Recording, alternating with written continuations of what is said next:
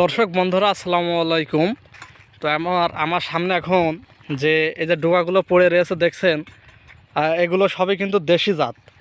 তো এই দেখেন আমার সামনে এই যে সব গাছ সবই দেশি গাছ। এখন ঘটনা হচ্ছে বর্তমান সময়েতে মনে করেন যে যে ড্রাগনের বাজারের যে অবস্থা, আসলে এই বাজারে এই দেশি জাত মনে করেন যে রাখা আসলে বোকামির পরিচয় হবে।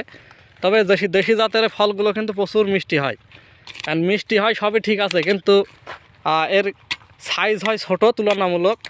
সেই জন্য কিন্তু আমরা এই বাগানটা কেটে ফেলছি আর কি। কেটে কিন্তু এখানে হাইব্রিড বার 1 রেড ভেলভেট এইসব জাত কিন্তু আমরা উন্নত মানের জাত আমরা রোপণ করব।